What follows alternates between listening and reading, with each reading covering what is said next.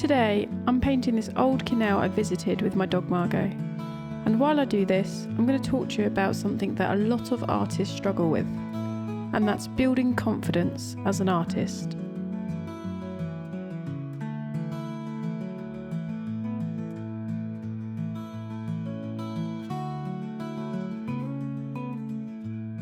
I used to believe that really talented artists you see online or paintings hanging in galleries were all made by people who were just born artists.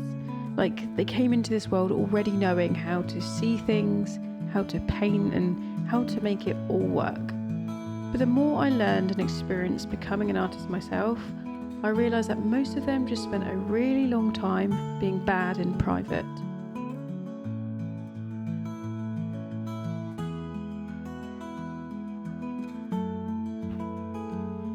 In the past, I've knocked my own confidence just by doing one stupid mistake, and that's looking online at other people's work and comparing it to my own. When we look online, it's great for inspiration and ideas, but it becomes dangerous to our confidence when we feel rubbish because their art is better than ours, or they have more views, more likes, and more comments. But the truth to this reality is, those people have only shown you the polished up version, and not the 10 mistakes before it, not the anger and the frustration that they face getting it right. They also don't dive into how many years of practice it's taken them to paint or draw like that. You'll never read a post that says, "I woke up and I drew like a professional." If you follow an artist long enough, you'll see a gradual progression over a long period of time. And do you know what that boils down to? Practice and discipline.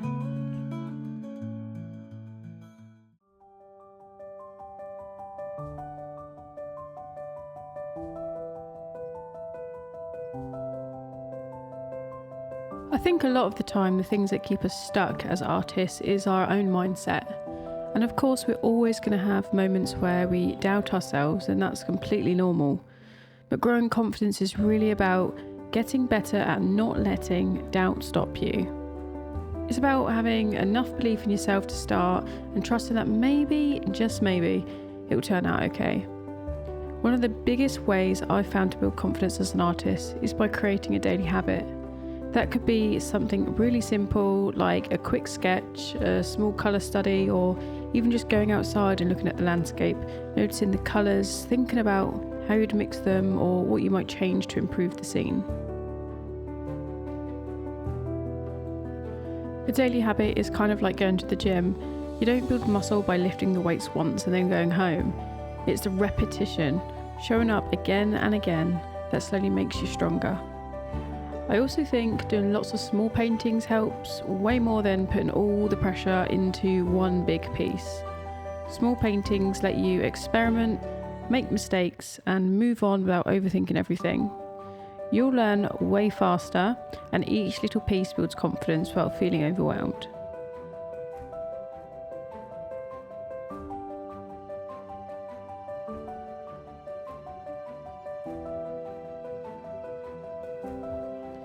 When I look back at some of my first paintings, or drawings for that matter, I'm kind of embarrassed to show people, but really there's nothing to be embarrassed about.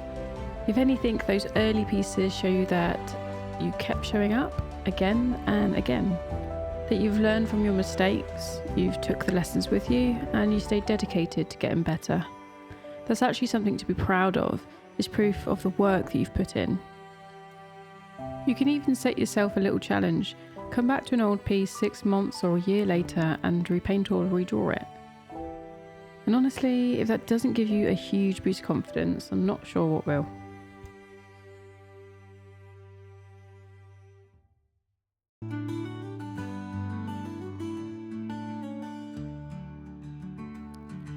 And lastly, celebrate your small wins.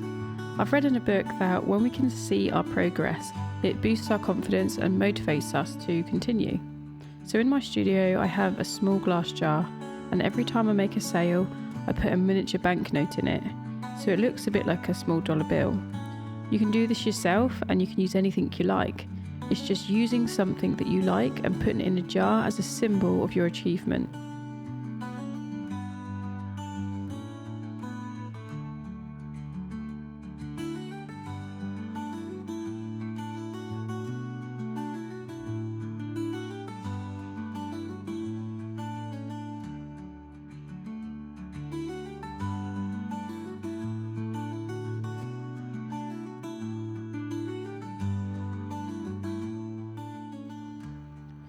Thanks for sticking around, and I really hope you found some of this advice useful.